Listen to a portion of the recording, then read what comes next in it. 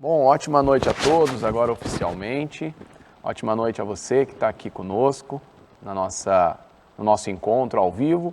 Ótima noite a você também que nos acompanha pelo YouTube e que vai acompanhar aí essa conversa, né, essa oficina ao longo dos dias, dentro da sua disponibilidade, já que aí na plataforma do YouTube esse vídeo vai ficar disponível para que você faça essa oficina na medida do seu tempo, né? A você que também está aqui conosco, seja muito bem-vindo ao segundo dia dessa oficina. Essa oficina que nós começamos ontem, falamos sobre a primeira parte, né, do processo de inovação baseado em Design Thinking, falamos um pouco também sobre liderança empreendedora e hoje a gente então vai para o segundo encontro nosso dessa série de 3, no qual refletiremos um pouco mais sobre esse processo de inovação. Só para recapitular um pouco, né, do que a gente discutiu aí no nosso encontro de ontem, nós falamos um pouquinho sobre o processo do Design Thinking, né? Nós iniciamos um pouco sobre o que é Design Thinking de fato.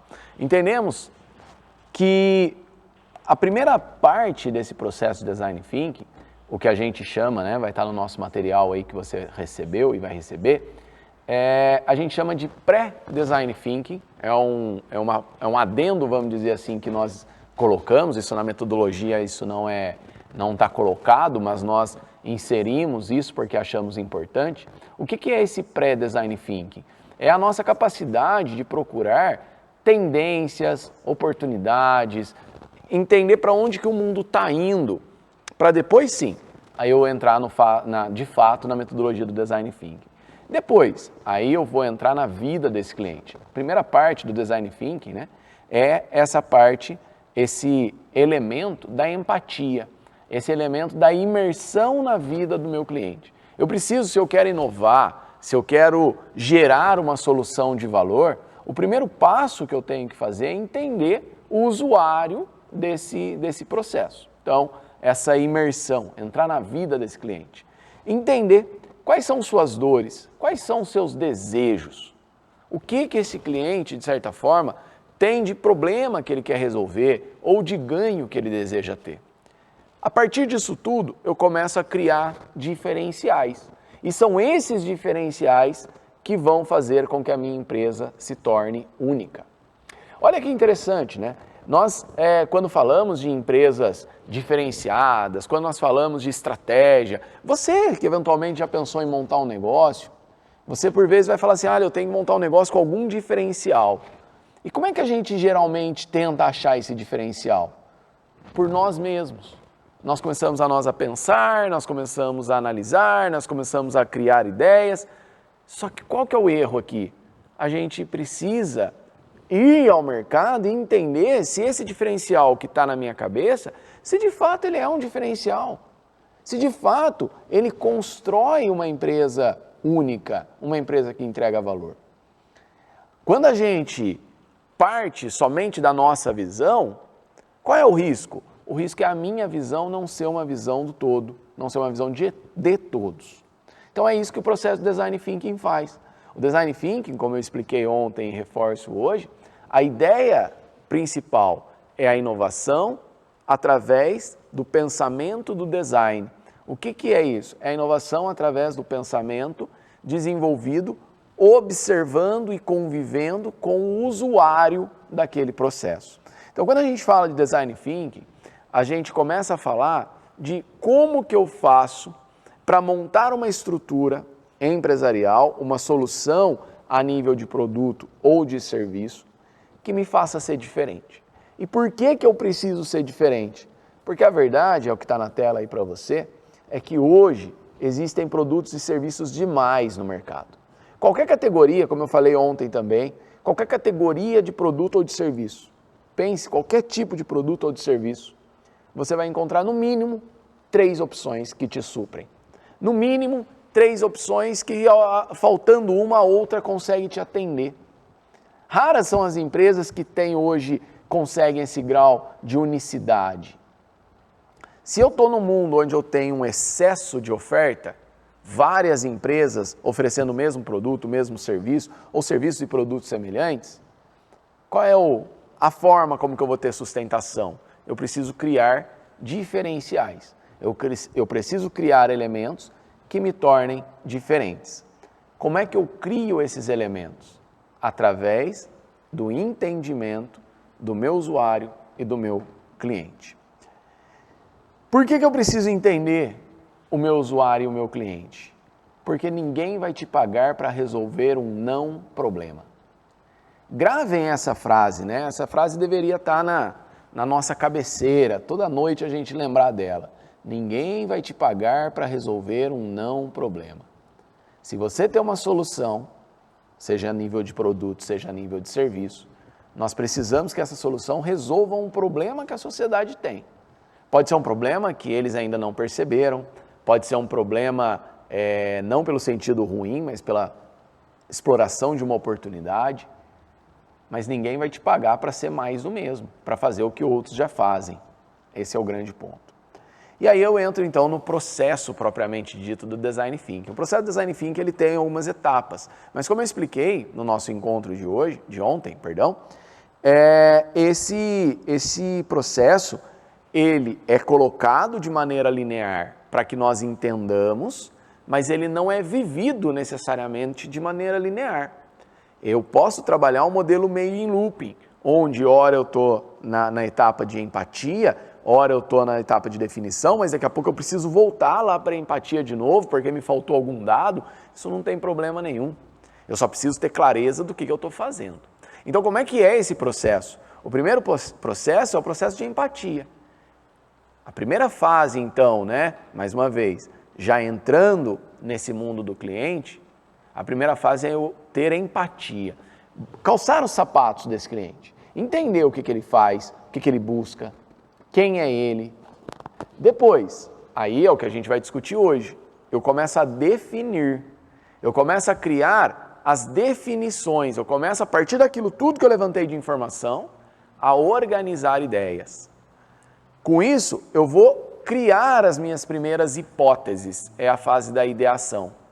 Eu crio hipóteses, eu não tenho certezas. No processo metodológico do Design Thinking, as hipóteses são os pontos importantes. A partir daquilo que eu levantei de informação, eu tenho uma hipótese. Eu imagino que esse cliente possa desejar isso. Como é que eu faço para ter certeza? Aí eu vou para as duas últimas etapas. Criar protótipos e validar. Hoje nós falaremos da fase de definição e ideação e amanhã prototipagem e testagem.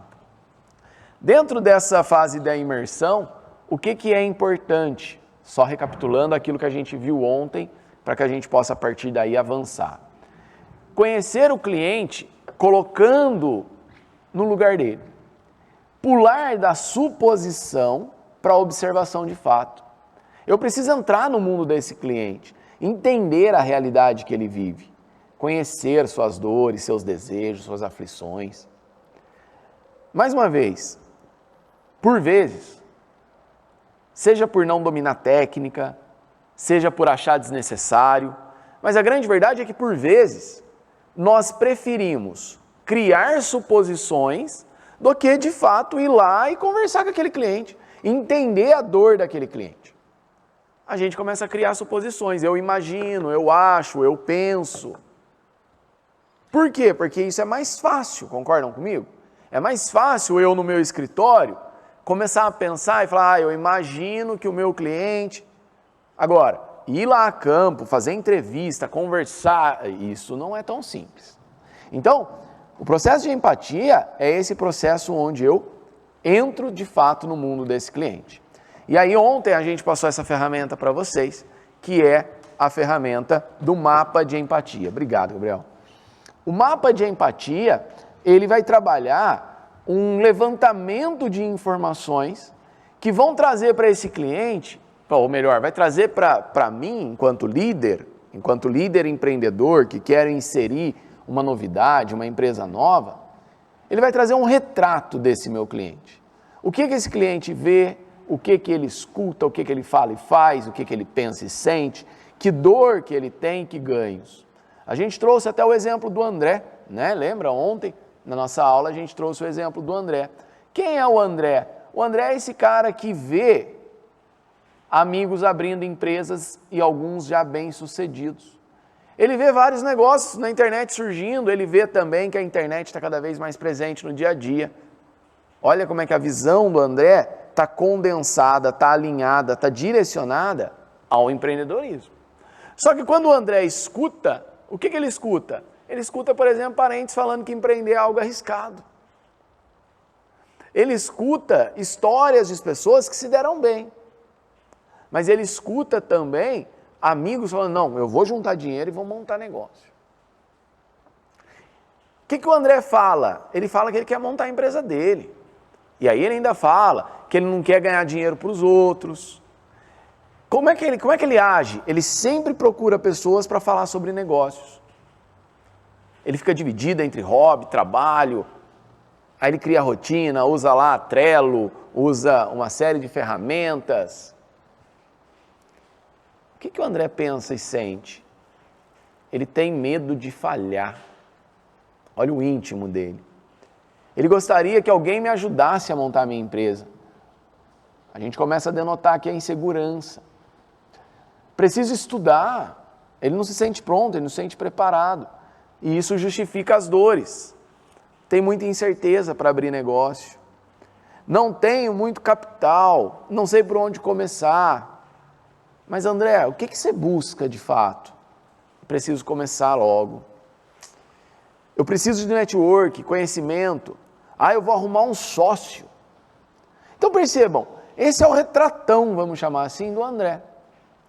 Quando eu monto esse mapa de empatia e eu entendo quem é o André, eu começo a criar algumas hipóteses. Então eu sei que o André, por exemplo, ele tem nível de insegurança, eu sei que o André se sente ainda não preparado, eu sei que o André precisa de mentoria, eu sei que o André tem um conhecimento superficial sobre empreendedorismo. Então beleza. Eu começo a levantar esses dados para eu criar uma hipótese. Será que uma mentoria funcionaria para o André? É um produto, por exemplo, que eu posso vender para o André? Será que um conteúdo digital? Será que é um livro? O que vai funcionar para o André? Então, eu preciso seguir esse passo a passo. O primeiro passo, então, é conhecer o André. Como é que eu faço para montar esse mapa de empatia? Eu tenho algumas técnicas. Fazer entrevista em profundidade, fazer observação, análise de comportamento tanto físico quanto de redes sociais, fazer alguns testes, fazer o processo do experienciar. Falei ontem, né, sobre o caso lá da Grazi Massafera, que vai lá para a Cracolândia, entender e experienciar como é que é a vida de um viciado de crack, para depois ela poder representar isso lá na novela.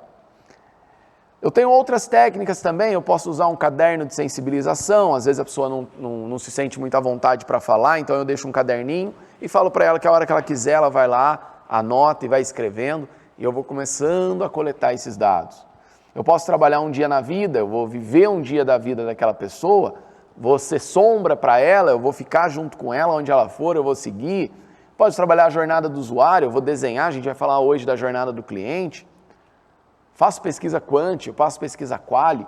Eu tenho N técnicas. Qual é o ponto? É achar aquilo que faz mais sentido para o meu perfil de negócio. Ontem, né, um dos participantes que estavam aqui presentes falou, né, no final que ele estava querendo montar uma pizzaria.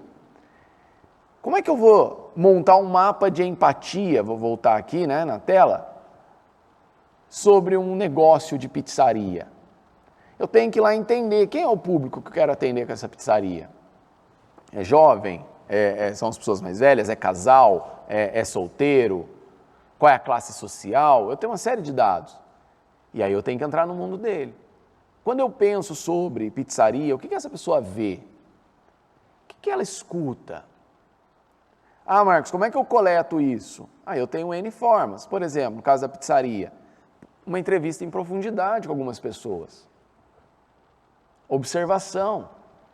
Eu posso, por exemplo, entrar num Facebook de uma rede de pizzaria, que eu acho que tem um padrão de atendimento parecido com aquilo que eu estou imaginando, e ver como é que as pessoas interagem.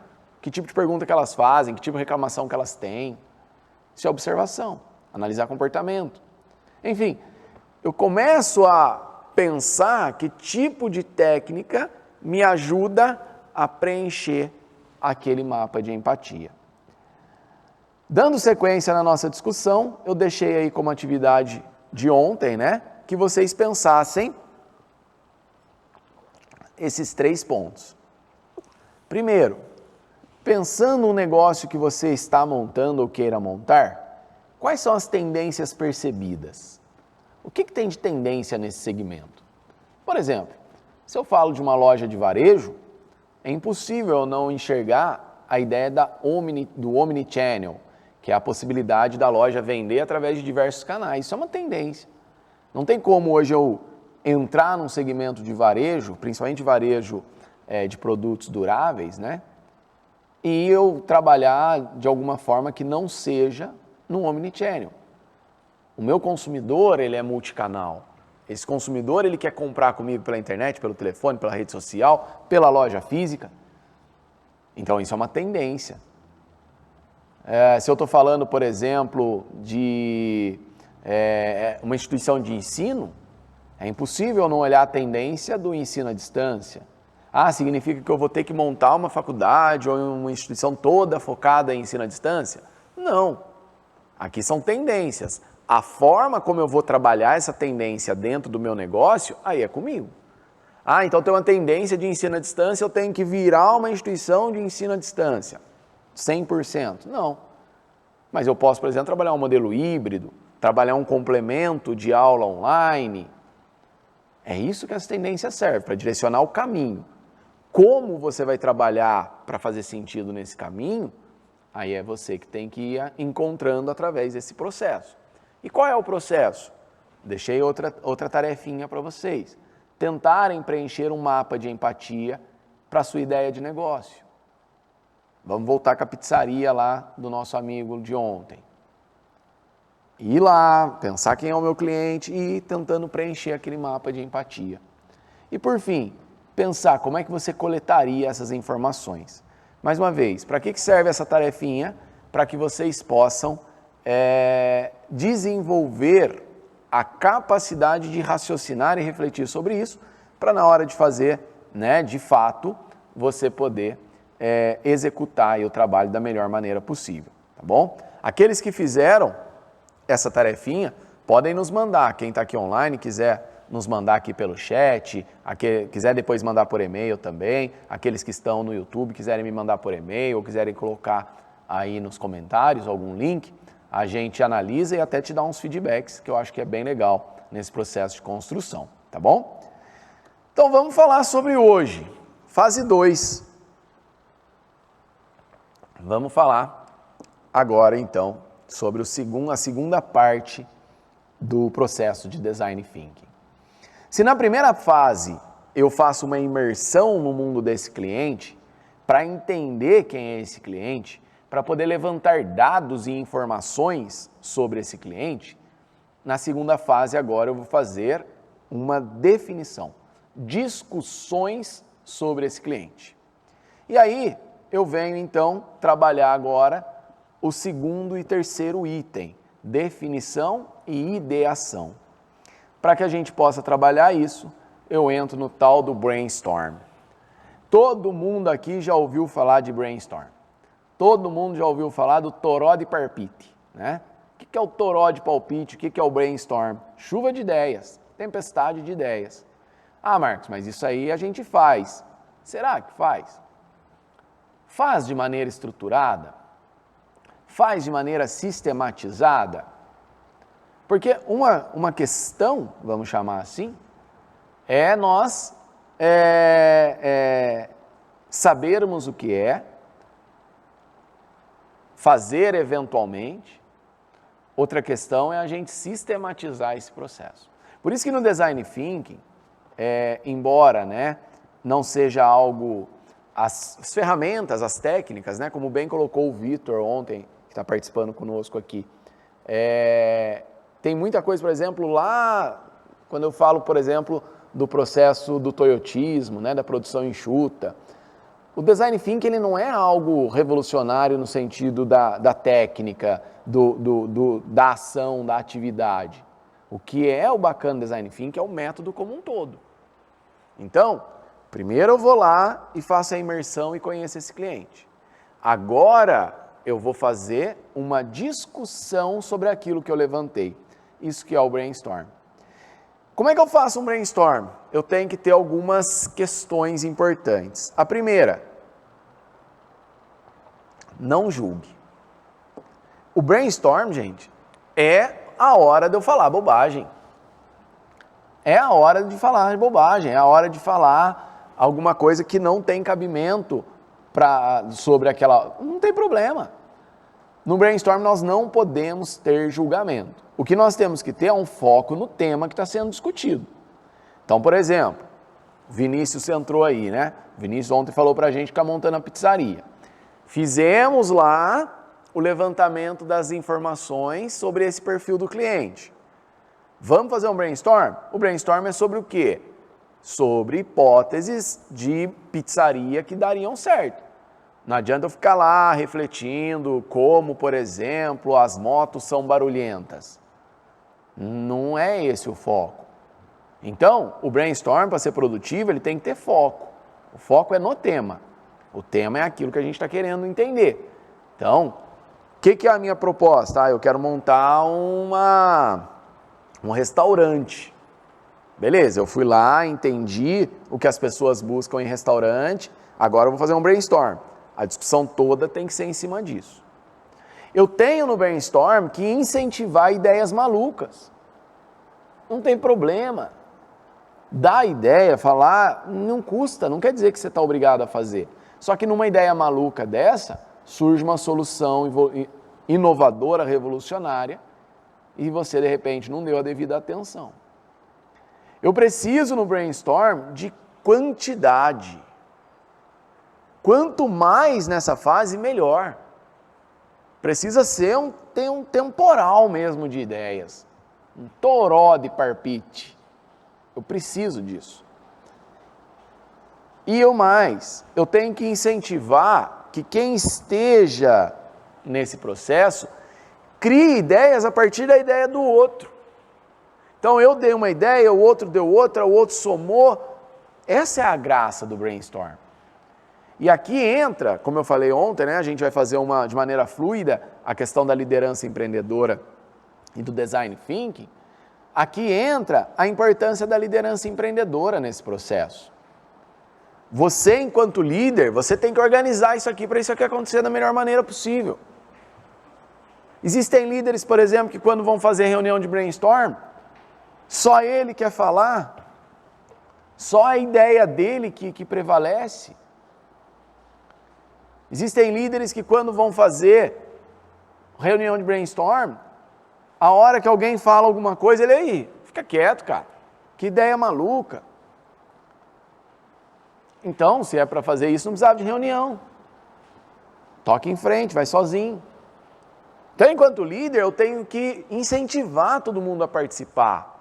Você, o que você viu lá? Fala para mim. O que a gente poderia fazer? O que você achou bacana? Envolve a equipe, discute.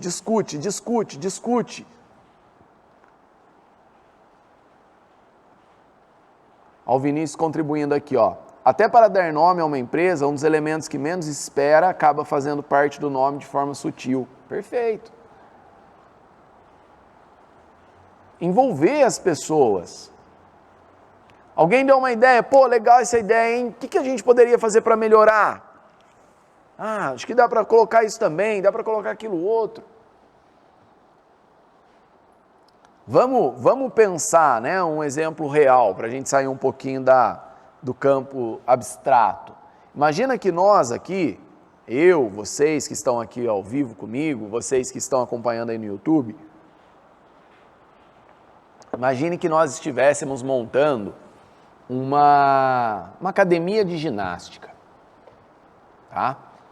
A ideia nossa é montar uma empresa no segmento de academia de ginástica. Mas a gente precisa ser diferente, lembra? Tem academia de monte no mundo.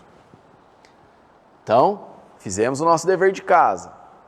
levantamos algumas informações de tendências, para onde que o mundo está indo, aquela coisa toda, e fomos fazer um mergulho no mundo desse usuário da academia. Aí eu comecei a entender uma série de coisas, comecei a entender o que ele pensa, o que ele faz, e aí imagina lá que você entendeu, por exemplo, que ele gosta do ambiente da academia por conta da questão social, porque ali tem outras pessoas, ele se relaciona, né, com os amigos, ele consegue ver a galera, vamos chamar assim, lá dentro da academia. Ele vê os amigos ficando em forma e tendo uma vida mais saudável, e ele vê que isso também chama a atenção dos outros, gera status para os amigos dele. Mas ele tem uma rotina muito corrida, ele não tem tempo para se exercitar, porque ele trabalha, ele estuda e ele fica muito cansado. Então tudo isso a gente levantou. E agora? Agora a gente vai sentar e vai falar o seguinte, gente, como que a gente poderia criar uma academia que atendesse esse cara? O que a gente poderia colocar nessa academia que seria valor para essa pessoa, para esse cara ou para essa moça? Prestem atenção na palavrinha que eu falei agora. O que seria valor para essa pessoa? Hoje a nossa discussão vai toda caminhar para lá no final a gente construir a nossa proposta de valor, que é o elemento que gera a diferenciação. Mas eu tenho um passo a passo. Conheci o meu cliente, vamos discutir. Vamos pensar o que eu posso fazer então, todos nós que participamos dessa fase de imersão, vamos imaginar o que eu posso construir de proposta de valor. E deixa todo mundo falar, incentiva que todos falem. Dê pilha, dê corda em todo mundo para que todo mundo fale. Aí a gente vai falar vai sair um monte de coisas. O ideal, né, mundo ideal, é que a gente trabalhe isso aqui dentro de usando, né, o mundo ideal, que a gente tivesse até uma sala, usar post-it, aquela coisa toda, porque a gente vai agrupando ideias. Então, a ideia do Joãozinho, com a ideia da Maria, com a ideia, são similares, vão agrupando. Então, voltando no caso, usando o exemplo do Vinícius, né, que falou da pizzaria. Então eu vou criar uma pizzaria vegana, é uma ideia que surgiu. É uma pizzaria vegana, mas com pizza doce, é outra ideia, mas está na mesma linha da pizzaria vegana. É uma pizza vegana, mas que às quartas-feiras vende de tudo, sei lá, estou dando exemplos aqui, tá? Vai agrupando. Só que você vai agrupar tudo, aí é legal você definir alguns critérios. O Vinícius, eu quase acertei.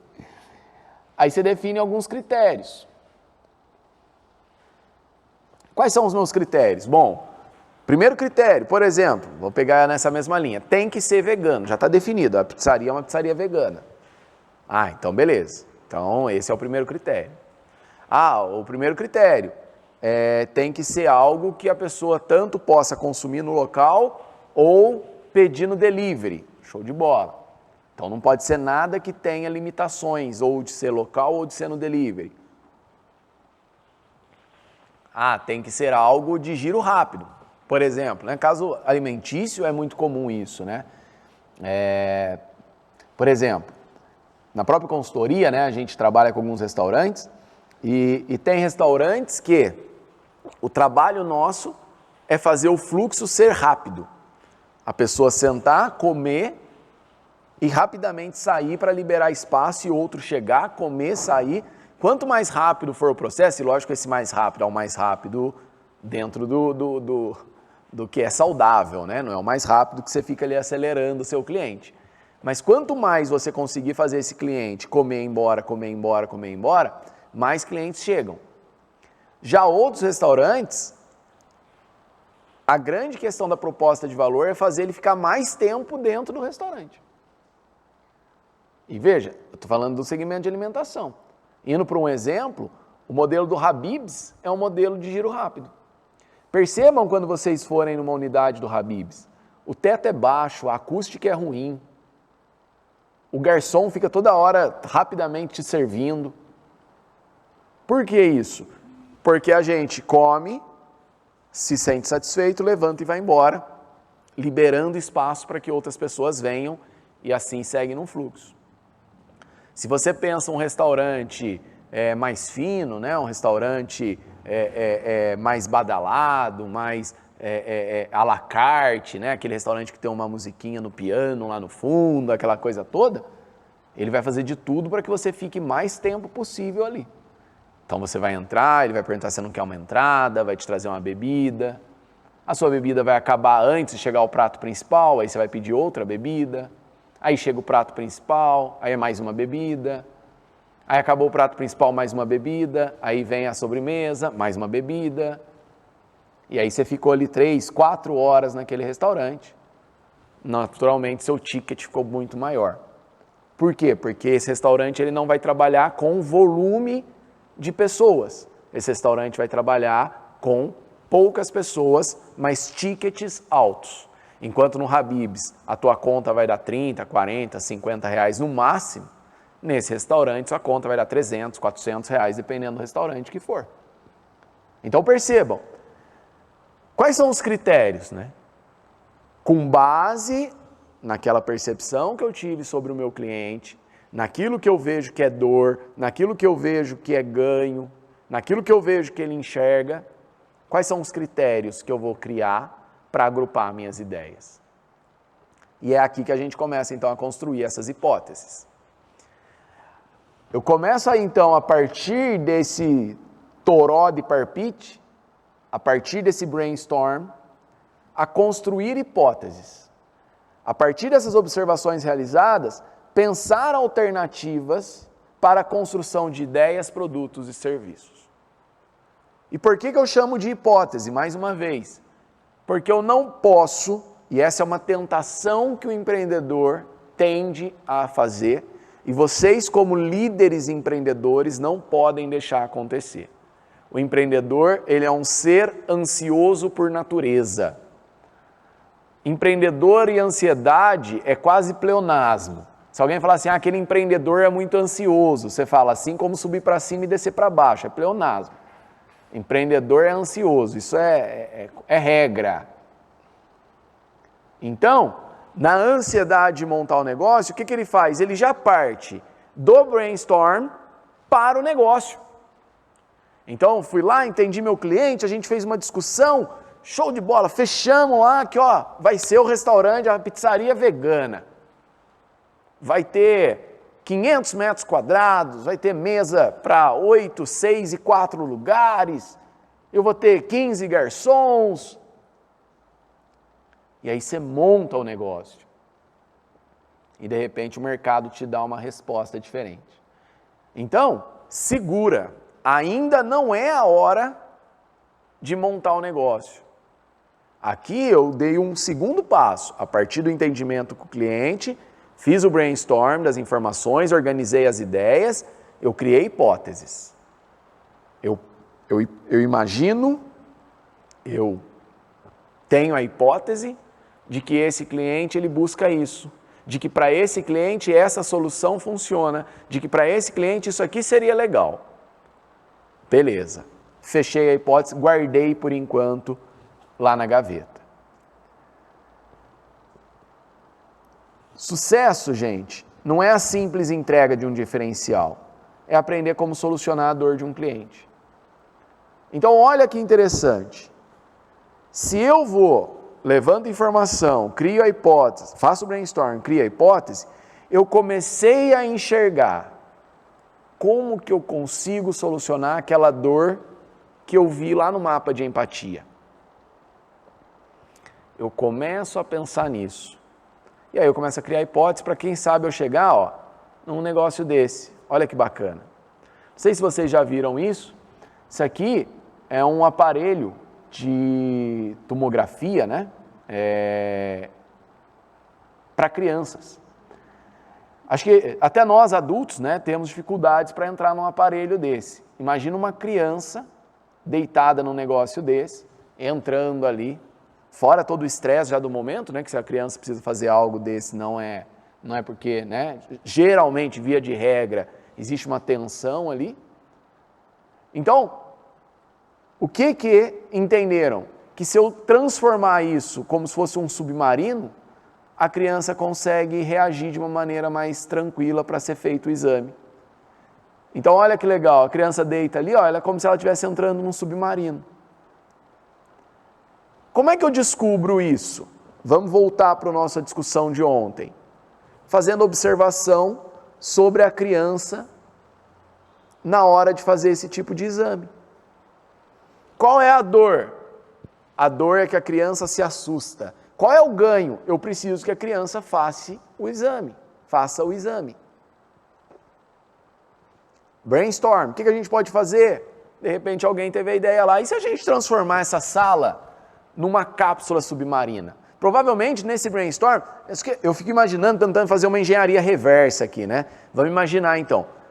Vamos imaginar que nós fôssemos a empresa responsável por esse trabalho. Fomos lá. Qual é a questão? Olha, a gente precisa desenvolver uma forma das crianças fazerem esse tipo de exame sem maior estresse. Esse é o desafio que nós recebemos. Fomos lá, fizemos a observação. Entrevistamos a mãe, entrevistamos a criança, entrevistamos o médico, observamos o processo, montamos o mapa de empatia. Aí a gente entendeu tudo. A mãe está vendo que o filho pode ficar doente, e isso faz com que ela fique desestabilizada. Ela escuta as pessoas falarem que aquele aparelho é desconfortável, que é frio, que o filho vai se machucar lá dentro.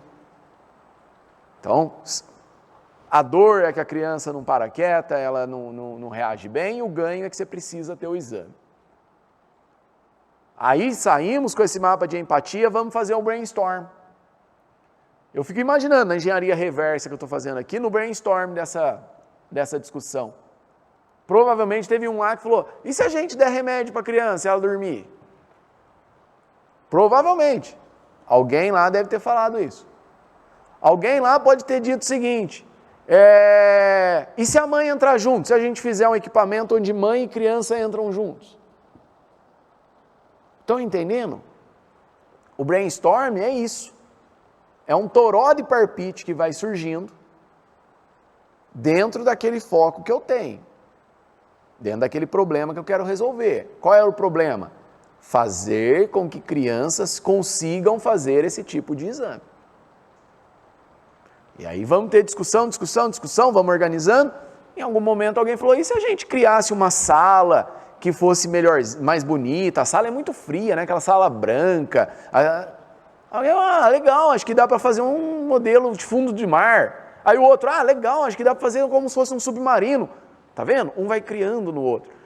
Mais uma vez, eu estou fazendo essa engenharia reversa para ajudar vocês a entenderem esse passo a passo do Design Thinking. Show de bola, fechou. Vamos então fazer esse submarino. Aí é só eu ir lá, botar dinheiro, construir o submarino e levar e botar no hospital? Não. Eu vou ter outros passos, eu vou ter que testar, eu vou ter que validar. Eu tenho que ter certeza que o mercado quer isso. Na nossa discussão isso pareceu óbvio, mas e o mercado? É esse passo a passo que a gente vai fazendo.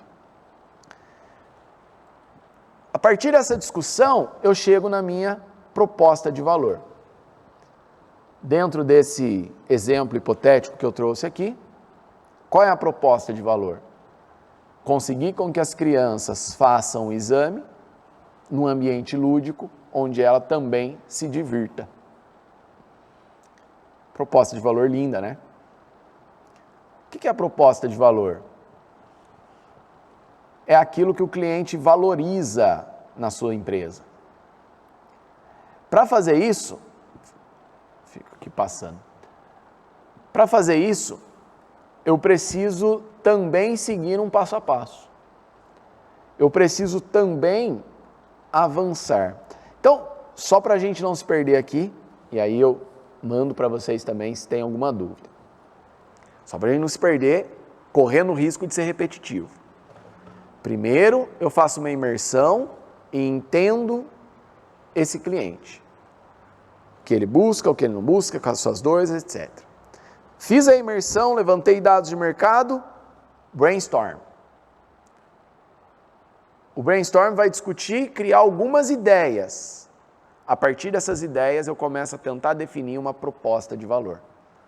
Mais uma vez, o que é uma proposta de valor?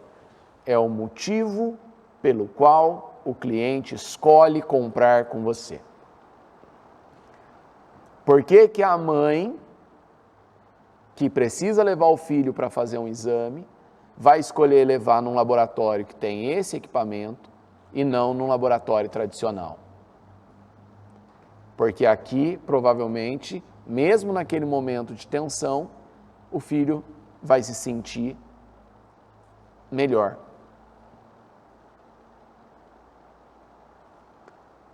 Talvez nesse laboratório o custo do exame seja até um pouco maior. Porque como ele vai ser focado em criança, naturalmente o volume, graças a Deus, né, é menor, né, crianças, graças a Deus, né, você tem um volume pequeno de exames desses a serem feitos. Talvez eu vá cobrar vou cobrar mais da pessoa do que se ela fizesse num laboratório comum. No entanto, eu entrego algo que é diferente e que faz sentido para aquela mãe e para aquele pai. Esse é o ponto que eu preciso achar aqui agora. Criar hipóteses de propostas de valor que fazem sentido para esse cliente que eu quero atender. Pessoal, até aqui está ficando claro, tá confuso, está dando para entender? Escrevam aí no chat do YouTube, você que está aqui ao vivo pode falar ou pode escrever também. Tá cansativo, tá legal, tá claro, tem alguma dúvida?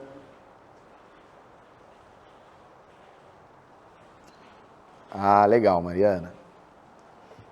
Mariana falou que tá legal.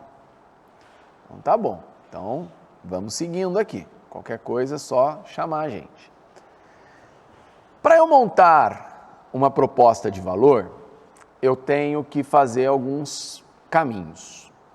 O primeiro caminho é definir o ou os personas que você detectou a partir da sua imersão. Marcos, qual é a diferença entre a análise que eu fiz e o que eu vou desenhar aqui agora? Eu vou mostrar a vocês daqui a pouquinho o que é um persona, mas o persona é eu pegar aquele estereótipo, vamos chamar assim, do meu cliente e dar uma característica de vida para ele. Botar nome, idade, perfil, mas eu vou passar aqui para vocês um modelinho. Eu também tenho, quando eu falo da proposta de valor, que redesenhar a jornada do meu cliente toda.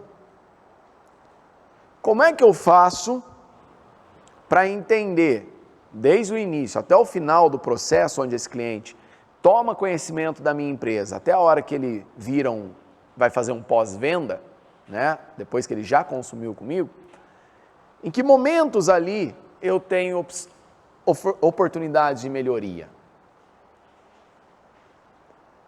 E aí eu crio as soluções adequadas às expectativas, dores e desejos. Vamos começar com os personas. Olha que interessante, isso aqui são os personas do Airbnb. Sabe a plataforma do Airbnb? Eles criaram alguns personas. Olha só, o que são personas, né? Está ali no cantinho esquerdo da tela. Personas são arquétipos, personagens ficcionais concebidos a partir da síntese de comportamentos observados entre consumidores com perfis extremos.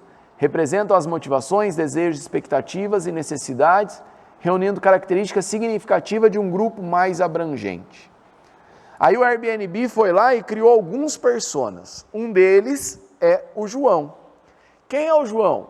É o João, 62 anos, casado, ele é porteiro e morador de Nova Iguaçu. João é porteiro de um prédio em Copacabana há 30 anos, desde que mudou-se do Maranhão para o Rio de Janeiro com a esposa. Apesar de sua renda não permitir gastos além das contas básicas, sempre que pode, junta as economias e retorna à sua terra natal para visitar a família. O porteiro gosta de viajar de ônibus, porque acha o caminho agradável, ainda que o trajeto faça perder 6 dias de férias. Em virtude do recente falecimento da mãe, João teve que se deslocar para o Maranhão com urgência. Logo, deixou o medo de voar de lado e aceitou a ajuda do síndico do prédio para comprar uma passagem de avião através da internet. Quem é esse? Esse é o João. Aí, dentro, né, do arquétipo ali que o Airbnb cria, ele tem até uma escalinha, ó. Ele está mais para ansioso do que para tranquilo, ele está mais para conservador do que para inovador, ele viaja mais a longa distância do que a curta distância, ele não tem tempo, ele viaja sozinho algumas vezes com a família, perceba que está ali bem no meio, e ele não tem acesso à internet. Esses pontos são critérios que você vai montando. O que é importante na avaliação do meu persona? Por exemplo, lá na pizzaria, o que é importante? Pegando o caso do Vinícius. Eu preciso entender, por exemplo, se o cara tem tempo ou não tem tempo. Preciso entender, por exemplo, se ele vai semanalmente ou uma vez por mês, por exemplo, se ele vai com a família ou vai com os amigos. E aí você vai criando. Olha o Airbnb, criou várias personas. Olha só, tem persona da pessoa solteira, tem persona da pessoa solteira com outro perfil, casais mais velhos, casais novos com família, casais sem filho, profissionais, né, que viajam a trabalho. Você vai ter, por exemplo, casais do mesmo sexo. Então você tem que criar várias personas para quê? Para entender cada um dentro daqueles que você se propõe a atender. Ah, então eu vou fazer do mundo inteiro? Não, vou fazer daqueles que eventualmente são meus clientes.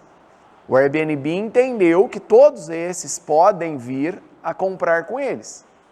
Então, show de bola. Ele monta várias personas. Ah não, o meu segmento ele é quase único, eu vou ter variação ali pequena. Show de bola, você vai montar 2, 3. Mas eu preciso montar essas personas. Olha só, montei o mapa de empatia, fiz a imersão no mundo dessa pessoa, fiz o brainstorm com a minha equipe, criei um monte de ideias, criei um monte de hipóteses, agora eu crio as personas, para eu ir confrontando. Porque a hora que eu crio a persona, eu olho aquela ideia que eu levantei lá no brainstorm, faz sentido? Ah, não faz. Então talvez essa ideia possa ser descartada. Nossa, faz sentido pra caramba. Vamos acelerar mais um pouquinho?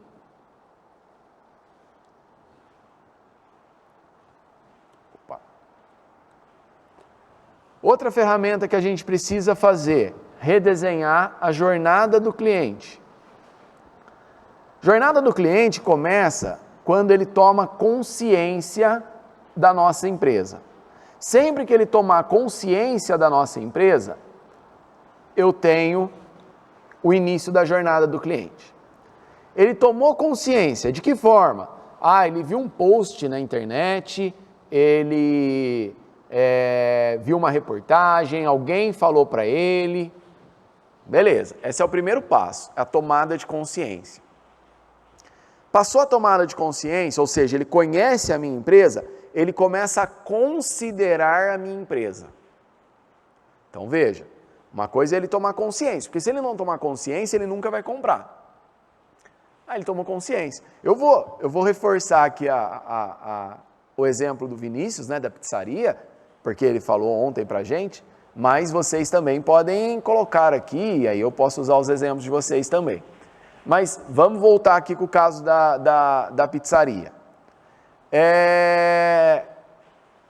Eu fui lá e montei a pizzaria na cidade.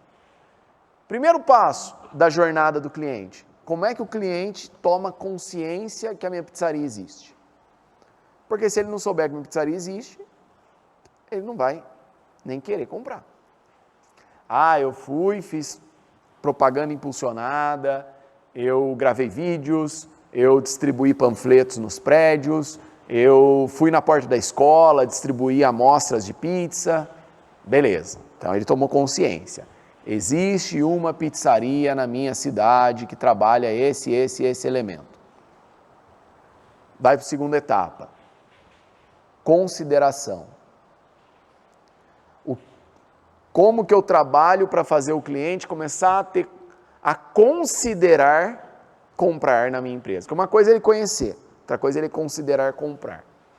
Quantas empresas que a gente tem consciência, mas nunca pensou em comprar naquela? Você sabe que existe, você sabe, mas você nunca pensou em entrar lá e comprar. Então é a segunda etapa da jornada.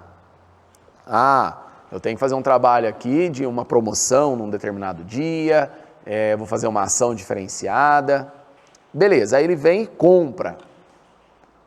Show de bola, chegou o grande dia, ele escolheu comprar comigo. Que nível de serviço eu vou entregar para melhorar a experiência de compra desse cliente? Comprei, entreguei o serviço. Aí eu vou para a expansão, que é a hora que eu começo a pensar em como é que eu crio fidelidade com isso. Marcos, tem como você ser um pouquinho mais específico? Tem.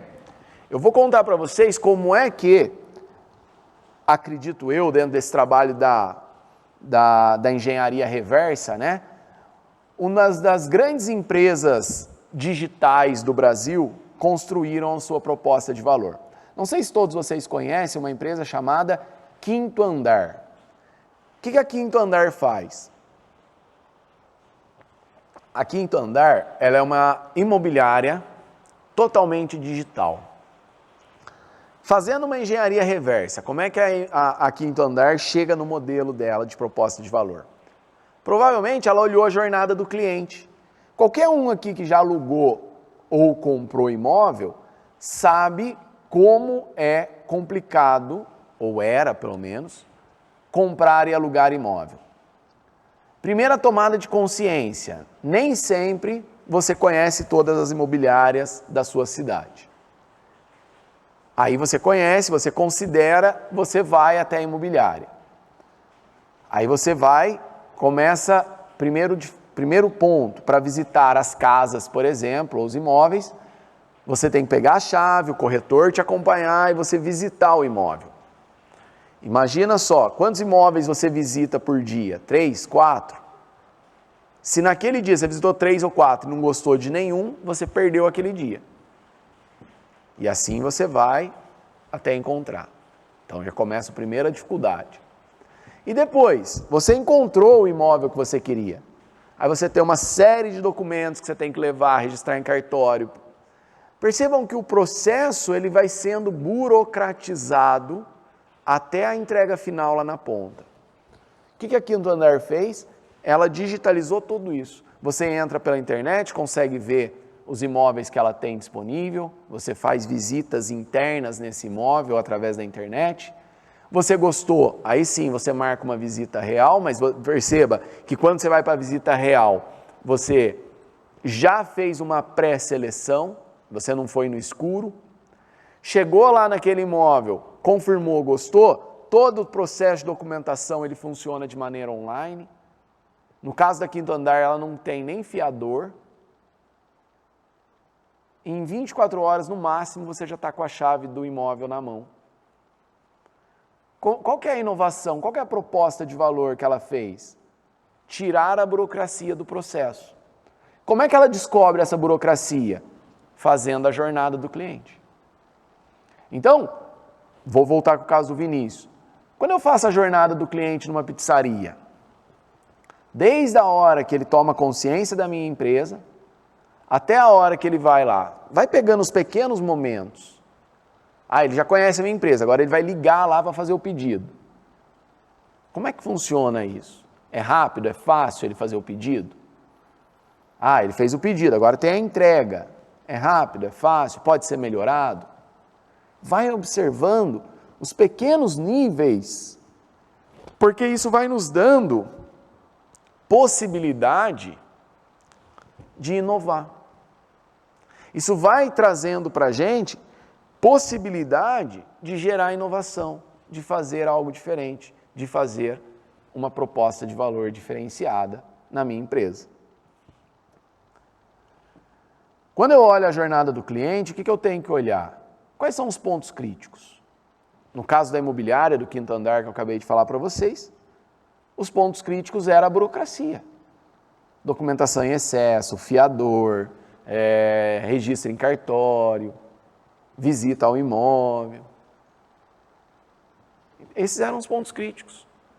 Eram, nesse caso da quinto andar, os pontos onde há as maiores insatisfações. Se há insatisfação, há oportunidade de melhoria. Eu falei da quinto andar, mas o exemplo serve, por exemplo, também para banco. Quando o Nubank inova, ele pega exatamente quais eram os pontos críticos que os bancos tinham. Fila, excesso de burocracia, tem que ir lá conversar com o gerente, levar documento. Se há ponto crítico, há insatisfação, há oportunidade de melhoria.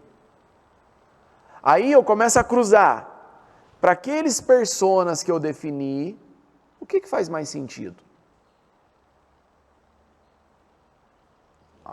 Então agora eu tenho, olha só, eu costumo usar uma analogia, né, quando eu falo de planejamento estratégico, quando eu falo de inovação, eu uso a analogia do tabuleiro, né? Não sei se alguém que está aqui nos acompanhando nessa aula conhece, né, jogo de dama, jogo de xadrez. Dama e xadrez, jogo de tabuleiro, também pode ser War, qualquer um. Antes de eu movimentar uma peça, o que eu tenho que fazer? Saber ler o tabuleiro. Porque a minha peça ela não anda no vácuo. A hora que eu boto uma peça para frente, naturalmente, o meu oponente ali, o meu adversário, ele também vai fazer uma ação em cima disso. Então, o primeiro passo é eu entender o tabuleiro. Como é que o meu adversário está montado, que espaço que eu tenho para movimento, aí eu vou movimentar. Aqui, o que a gente está montando até agora é esse tabuleiro. Identifiquei tendências e oportunidades. Conheci o cliente que compra desse segmento. Fiz lá um mapa de empatia. Fiz um brainstorm com a minha equipe e levantei uma série de hipóteses. Construí as personas para eu começar a cruzar as hipóteses com o perfil daquelas personas. Desenhei e redesenhei a jornada do cliente para eu saber quais são os pontos que têm possibilidade de melhoria. Aí eu consigo agora, juntando tudo isso, desenhar a minha proposta de valor, entendendo como é que eu resolvo essa dor do cliente. Então perceba, ao invés de eu ser aquele que vai já dar a resposta, eu fui lá, visitei lá um determinado estado, coisa que é muito comum também no empreendedorismo. Eu visitei lá um lugar tal, vi um negócio lá, cara, que não tem como dar errado. Aí você vem e começa a aplicar aqui na sua região. Só que você pulou toda essa etapa. Você não tem certeza se o seu cliente quer aquilo, se ele esboça de alguma forma um desejo por aquilo. Mais uma vez, você está partindo da sua suposição. E no caso de empreendedorismo, gente, suposição sem certezas custa caro. Suposição sem certeza custa caro. Quer um exemplo? Quantas pessoas que vocês viram há 2, 3, 4 anos atrás montando franquias de paleterias, as paletas mexicanas, lembram? Quantas pessoas? Quantos shoppings que a gente visitava e tinha aquele monte de paleterias? Cadê eles agora? Por que eles não estão aí mais? Percebam, Quanto dinheiro aquele empreendedor investiu para comprar uma franquia de uma paleteria? Quantos recursos que ele mobilizou, o tempo dele, a energia dele, a equipe, o dinheiro, para depois descobrir que aquilo ali não parava em pé. Será que se ele fizesse o passo a passo, entendesse o cliente, visse se tinha realmente uma dor ali que a paleta dele ia resolver, fazer testes, entender o mercado, será que ele não reduziria a chance de erro? Isso é responsabilidade da liderança empreendedora. Ontem eu conversava com um aluno, empreendedor, e ele falava, não, porque eu li um determinado livro e falava lá, a gente tem que correr riscos. E eu disse a ele, você está coberto de razão. Correr risco é inerente ao processo inovador e empreendedor. Não existe algo que é 100% certo. Se alguém falar assim para você, ó, bota dinheiro aqui que é 100% certo de dar retorno, foge desse cara, que é golpe. O golpe está aí, né? Cai quem quer. Por quê? Porque tudo que gera retorno tem um risco envolvido. Aliás, isso é uma máxima do mercado. Quanto maior o risco, maior o retorno. Agora, enquanto líder empreendedor, enquanto líder responsável, eu tenho que saber mensurar, medir esse risco. Ah, não, mas está na moda agora paleteria, você viu? Saiu lá na Pequenas Empresas, Grandes Negócios, não tem como dar errado. Aí você vai lá e bota 200, 300 mil de investimento, e aí você descobre da pior maneira possível. Paleterias, food trucks, lembram os food trucks da vida? Todo lugar que você ia tinha um food truck. Não, agora é a moda. Então, fazer esse passo a passo, pessoal, ele é importante para ir reduzindo a chance de erro. Significa que você vai zerar essa chance? Não, zerar não. Mas você vai reduzir a chance de erro. Para ajudar vocês, eu vou deixar uma outra ferramenta chamada Canvas da Proposta de Valor. O que é o Canvas da Proposta de Valor? É uma ferramenta com 6 quadrinhos. Então veja, tem uma série de ferramentinhas também para usar, tá? Todos esses vocês vão receber. O Canvas da Proposta de Valor, ele tem a seguinte característica. Do lado direito da tela de vocês aí, eu tenho o meu cliente hoje, que vai conversar muito com o mapa de empatia que eu fiz lá na primeira fase. Do lado esquerdo, eu tenho a solução que a minha empresa vai buscar entregar para ele. Então vamos lá. Do lado direito, tarefas do cliente. O que o cliente faz hoje para resolver aquele problema? Então, volto lá no caso do Vinícius com a pizzaria dele. Pizzaria vegana. O que o cliente faz hoje? Ou ele faz a própria pizza, ou ele tem algumas opções na pizzaria comum. Pizza de rúcula, pizza de brócolis, e ainda tem que ficar exigindo, pelo amor de Deus, não põe bacon. Olha, não bota ovo que eu não como ovo. Hoje é assim que o cliente dele faz. Quais são as dores que o cliente dele sofre? Às vezes a pizzaria que ele pede pizza nem sabe o que é vegano. Confunde vegano com vegetariano e manda para ele lá uma pizza com ovo, com queijo. Quais são os ganhos que ele tem hoje? Depois que ele desmonta a pizza inteira, ele consegue, ou então ele monta na casa dele. Esse é o meu cliente hoje. Aí eu vou lá na outra coluna, lá do lado esquerdo. Quais são os analgésicos, né? O que eu posso fazer para reduzir ou eliminar as dores desse cliente? Eu vou montar uma pizzaria 100% vegana, ou seja, ele não tem mais preocupação de ter que ligar aqui para ficar exigindo que tenha isso ou aquilo e preocupado, porque ele sabe que aqui é tudo vegano, e nem vai precisar mais fazer a própria pizza. Quais são os criadores de ganho? A minha pizzaria é 100% vegana, então o meu criador de ganho vai ser o próprio produto que eu vou vender. E aí os produtos e serviços são, então, o cardápio vegano. Pronto. Encaixei um no outro. Show de bola.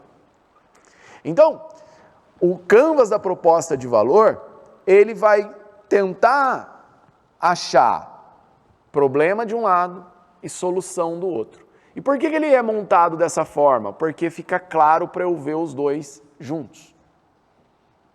Então, por isso que ele é num segundo momento. Lá atrás você fez um mapa de empatia, porque lá você está entendendo o seu cliente. Lembram, né, de ontem? Quem não acompanhou, depois acompanha lá a gravação para lembrar de ontem, o caso de ontem. Quando eu falei, por exemplo, do Renato Meirelles, que acompanha, né, aquela família que está viajando pela primeira vez para o Nordeste, ficando num hotel legal pela primeira vez, e vê lá, né, na maçaneta do quarto lá, por favor, arrume o quarto, acha que é para eles arrumarem o quarto e perde o City Tour. Então, para que isso não aconteça, eu tenho que conhecer o meu cliente. Conheci meu cliente, fiz um brainstorm, desenhei persona, entendi a jornada do cliente, entendi o que é tendência, aí eu vou agora para a minha proposta de valor. Gabriel, acho que saiu da tela aqui o... Tá? Não, então beleza. Aqui no meu note que saiu, ficou preto. Mas talvez seja... Deixa eu ver aqui. Vocês estão acompanhando, está aparecendo para vocês os slides? Para mim é que voltou. Voltou? Só bugou o Teams, então. Tenta passar o slide. O slide passou. Foi? Foi. Ah não, beleza, está aparecendo para vocês, tranquilo. Para mim aqui sumiu, mas... Eu que sumi. Voltou? Ah, eles falaram que estão sumindo e voltando. Agora será que está ok? Deixa eu dar uma olhada aqui.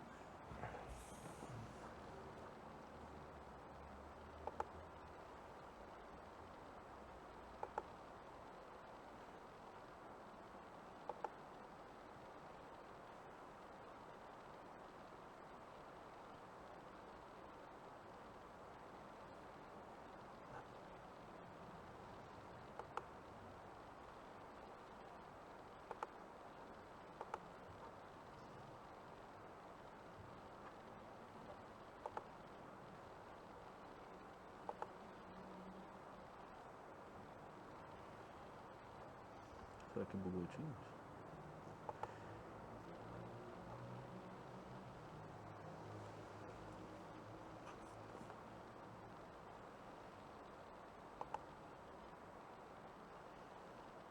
Mas aí tá desde a hora que eu liguei.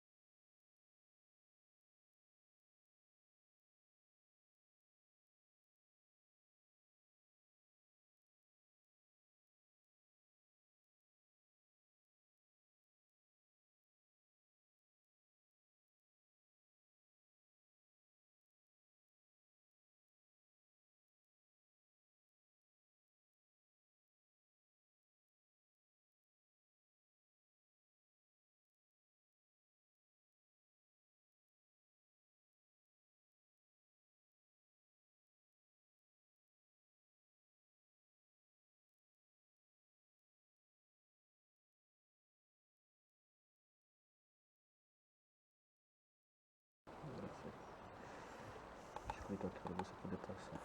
Muito obrigado, Gabriel. Prontinho, voltemos. Só ver aqui. Depois pelo canal do... Ah, beleza, Vinícius. Depois eu peço para o Gabriel colocar aqui qual que é o canal que vai subir os vídeos. Aí vocês podem acompanhar lá também depois. Show de bola. Bom, então, esse canvas, né, da proposta de valor, ele serve para isso, para que a gente possa juntar, de um lado, os problemas, as dores, as dificuldades que o cliente tem e também os ganhos que ele tem hoje e como que a gente resolve os problemas dele, potencializa os ganhos. Essa ferramenta vocês também vão receber. Em síntese, né, pessoal, o que é a proposta de valor? É o motivo pelo qual os clientes escolhem uma empresa ou outra. A proposta de valor, ela resolve um problema ou satisfaz uma necessidade do consumidor. Como eu falei com vocês ontem, quando a gente olha, por exemplo, o Mercado Livre, qual é a proposta de valor do Mercado Livre? Unir compradores e vendedores que antes atuavam somente a nível local, agora numa plataforma onde não existe mais fronteira.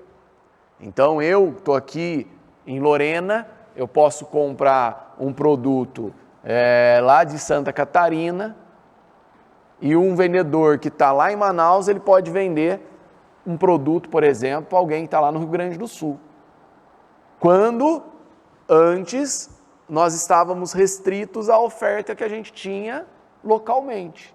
Então a grande proposta de valor do Mercado Livre está ligado na acessibilidade, dar acesso e dar possibilidade de compra e venda. O Nubank, qual é a proposta de valor? A comodidade, a agilidade, a não burocracia. Quando eu penso, por exemplo, pegando uma outra empresa inovadora, quando eu penso, ontem eu falava também, né, do Outback, restaurante Outback, qual é a proposta de valor do Outback?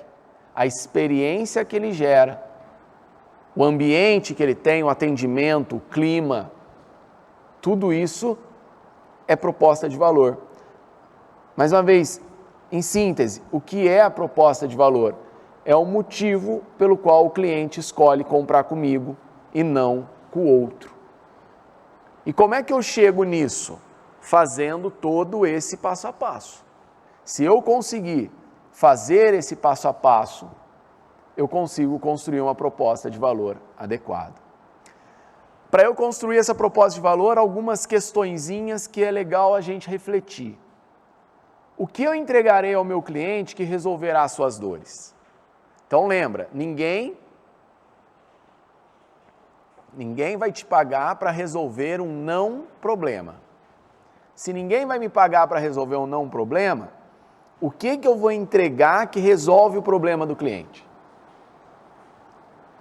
Quais dores desse cliente eu vou resolver? Lembra lá do caso que eu mostrei ali agora daquele aparelho de tomografia? Eu resolvo a dor que é a criança ficar quieta e concentrada para fazer o exame. Como que eu me diferencio dos demais competidores? Como é que eu faço para que, voltando ao caso do Vinícius, a minha pizzaria seja diferente dentre as outras? Por que esse cliente compra comigo e não com o outro? Quais os custos e quais os benefícios que a minha proposta carrega? Toda proposta de valor, ela vai ter custo e vai ter benefício. Por exemplo, ontem eu falava com vocês sobre aparelhos celulares, né? Eu falava com vocês, por exemplo, sobre a Apple e o iPhone. O iPhone, dentro da sua proposta de valor, carrega um custo financeiro maior do que outras marcas. Quem está acompanhando, né? O último iPhone agora chega a 15 mil reais. Então ela tem um custo financeiro maior que outras marcas. Mas ela traz benefícios também maiores que outras marcas. Status, tecnologia, conectividade, enfim. Qual é o ponto aqui? No final da história, o nível de benefício tem que superar o nível de custo. E perceba que eu não estou falando só de uma questão financeira, eu vou dar um exemplo para vocês. 2 profissionais que nós, mas principalmente no caso de cabeleireiros, né, que é um dos 2 profissionais, as mulheres Dois profissionais que nós temos dificuldade de trocar: médico e cabeleireiro. Já perceberam? Médico, por vezes, você liga lá para marcar com o seu médico, ele fala para você que só tem vaga no ano que vem. Agora, essa época, agora é fatal acontecer isso. Tenta marcar médico agora, outubro, novembro. Ele vai falar para você só 2022 agora. Janeiro, fevereiro, março, dependendo do médico. E por que você vai? Por que você topa entrar nessa fila? Porque ele conhece você, ele te conhece. Mais do que ele te conhecer, você confia nele. Então, quando você escolhe outro médico, você inseriu naquela conta um outro custo, que é o custo psicológico. Então, pensem comigo, você precisa ir num cardiologista. Não é nada urgente, não é nada grave, consulta de rotina. Aí você liga no seu cardiologista, ele fala, olha, eu tenho vaga só para março. E vamos imaginar que o seu cardiologista cobre aí R$300, ou até você tenha plano de saúde, nem pague. Aí você tem a opção de ligar para outros cardiologistas que vão te atender semana que vem, mês que vem no máximo. Mas por que você espera até março e não vai no outro? Se o preço é o mesmo, financeiramente é a mesma coisa. Então perceba, o custo financeiro é o mesmo, mas o que diferencia? O custo psicológico. Eu vou no outro, eu não sei se esse outro é bom. Eu não sei se esse outro me conhece. Eu não sei se. Isso também é custo. Isso também entra na contabilidade da proposta de valor.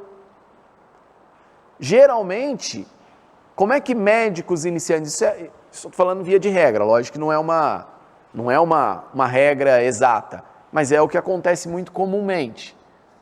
Um médico, quando ele começa a carreira, ele atende plano de saúde, todos praticamente, atende na Santa Casa do município, ele atende uma série de coisas que vão gerar pouco dinheiro para ele, pouco dinheiro a nível de consulta. Mas ele está fazendo o quê? Ele está se mostrando para aquela comunidade. À medida que ele vai ganhando reputação, ele vai reduzindo as consultas no plano de saúde, na Santa Casa, no postinho. Por quê? Porque aquele custo psicológico do médico desconhecido, ele não tem mais. Então agora eu posso cobrar mais caro, porque as pessoas confiam em mim. Antes, se eu cobro caro, custo financeiro alto e custo psicológico alto, eu não consigo entregar um benefício que faça as pessoas quererem comprar comigo. Agora, custo psicológico alto, mas custo financeiro baixo, as pessoas vão lá e compram. O benefício vale a pena.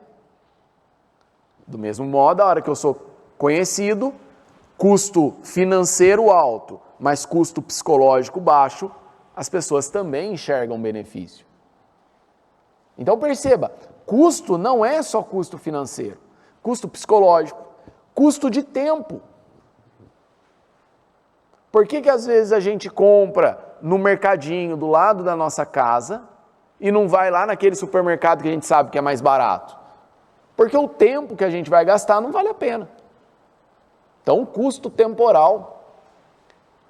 Eu tenho também a questão do benefício da comodidade. Por que, por exemplo, eu compro um refrigerante na cantina da faculdade, por exemplo, e eu não saio da faculdade, vou lá fora e compro? Eu tenho o custo do tempo, o custo da comodidade. Pô, mas uma latinha de refrigerante aqui custa a mesma coisa que um refrigerante de 2 litros lá no supermercado. Tudo bem, mas aqui eu tenho ele na hora. No supermercado eu tenho que fazer um esforço para ir lá buscar. Então, tudo isso precisa ser analisado e, agora prestem atenção, no final das contas, o benefício que o seu cliente tem, ele precisa ser maior do que os custos que ele precisa. Aí eu tenho uma proposta de valor. O benefício do refrigerante gelado supera o custo financeiro mais caro. Então eu compro ele aqui na cantina. O benefício do iPhone, do status da tecnologia, supera o custo financeiro. Não para todos, talvez. Por isso eu preciso entender bem quem é o meu cliente. Por isso eu preciso fazer esse mapa de empatia, por isso eu preciso fazer o canvas da proposta de valor, por isso eu preciso desenhar o persona. Porque ele precisa fazer sentido para o meu cliente, não necessariamente para todos em absoluto. Tá ficando claro, pessoal, esse conceito, o que é proposta de valor, como é que a gente trabalha?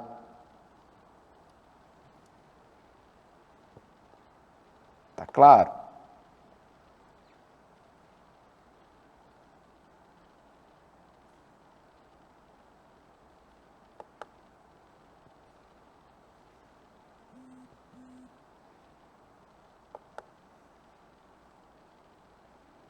Legal. Bom, o canvas da proposta de valor, né, eu já falei, é esse aqui agora no desenho real dele, né, o que vocês vão receber. Então, vou mandar para vocês, para que vocês vão criando, né, esse canvas, para que vocês possam ir treinando, né, e trabalhando isso, tá?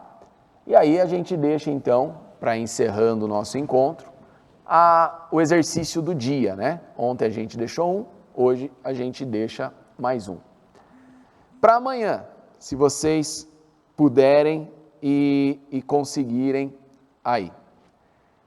Com base na imersão realizada, lá na fase 1, aponte quais as ideias e hipóteses que você consegue levantar de oportunidade de negócio e de melhoria. Então, mais uma vez, você fez a imersão, agora é como se você fizesse o brainstorm. Óbvio que você vai fazer esse brainstorm. Você pode até chamar, né, de repente, algumas pessoas para ajudar você, mas aqui a gente vai simular esse brainstorm. Então, olha, eu acho que dá para fazer isso, acho que dá para fazer aquilo. Monta, em cima da imersão, você monta o brainstorm. Monta também o seu persona. Então, quem são o persona ou os personas daquele negócio que eu estou estruturando? Reflita sobre a jornada do cliente. Desde o início até o final do processo, onde que eu tenho ali pontos que não são tão legais. Hoje, cedo, né, eu falava com um cliente que é dono de supermercado, e eu refletia sobre isso, sobre jornada do cliente. Por exemplo, tem supermercados onde o problema dele não é o mercado em si, mas é, por exemplo, a falta de estacionamento. É jornada do cliente. O supermercado é legal, bacana, o ponto é bonito, bem iluminado, produtos bons, atendimentos ótimos. Mas quando o cliente vai, é uma localização que ele não tem como não ir de carro, ele chega lá e não acha vaga.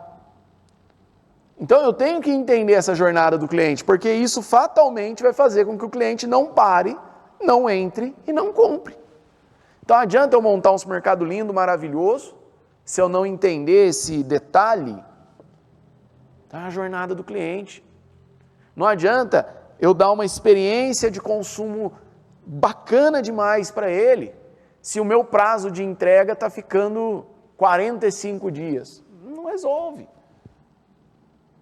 Então, olhem a jornada do cliente como um todo. Vai entendendo onde que eu tenho pontos ali que eu posso melhorar. E aí, a hora que eu tiver clareza, em cima de tudo aquilo que eu levantei na imersão, do brainstorm que eu fiz, das hipóteses que eu criei, das personas que eu montei, da jornada do cliente que eu reanalisei, é a historinha do tabuleiro, eu montei o tabuleiro, agora começa a ficar fácil para eu definir a minha proposta de valor.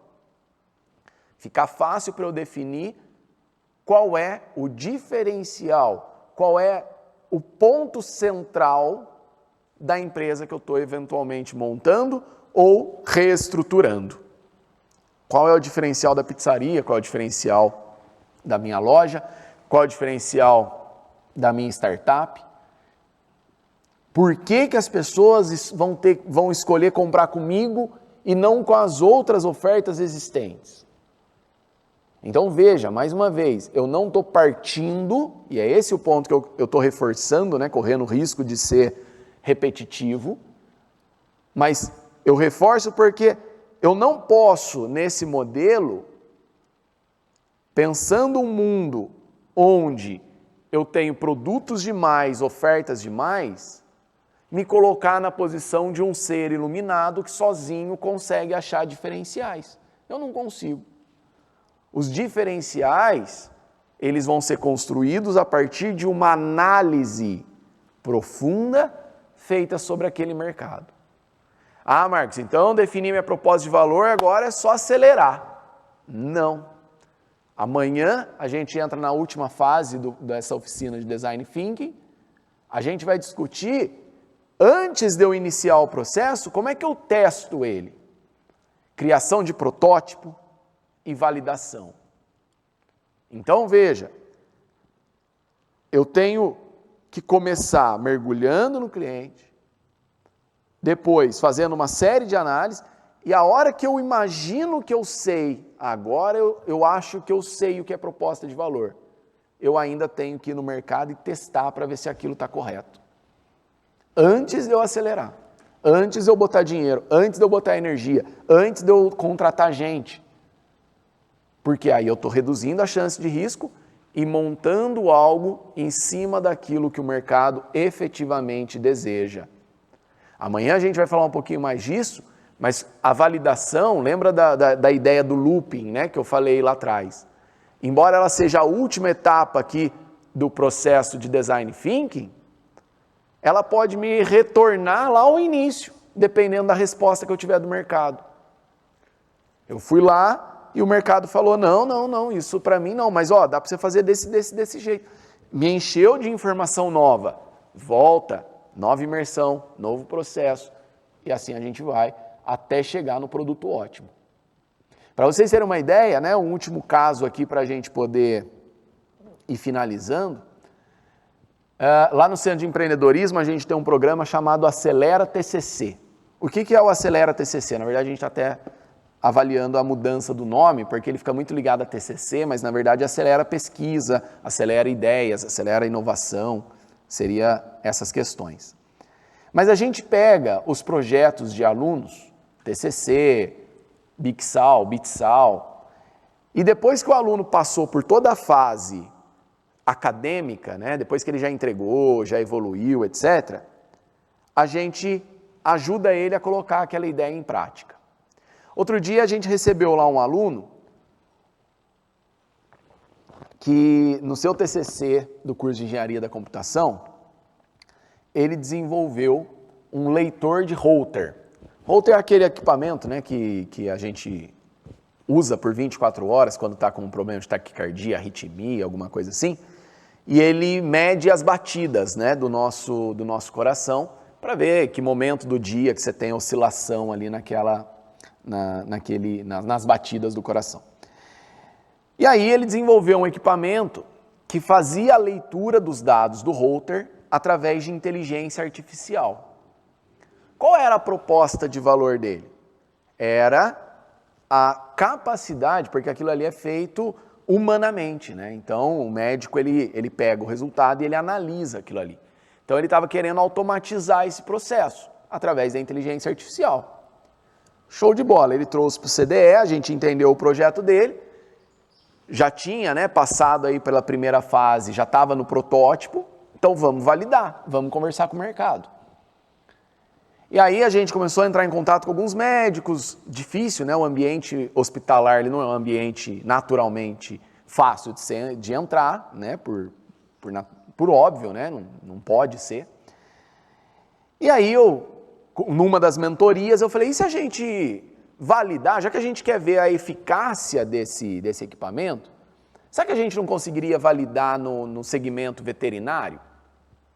É mais fácil eu conversar com um veterinário, eu acho que eu tenho mais abertura do que um médico que está, né, atolado de serviço e tal, beleza. E aí eu fui conversar com um amigo que é cirurgião veterinário.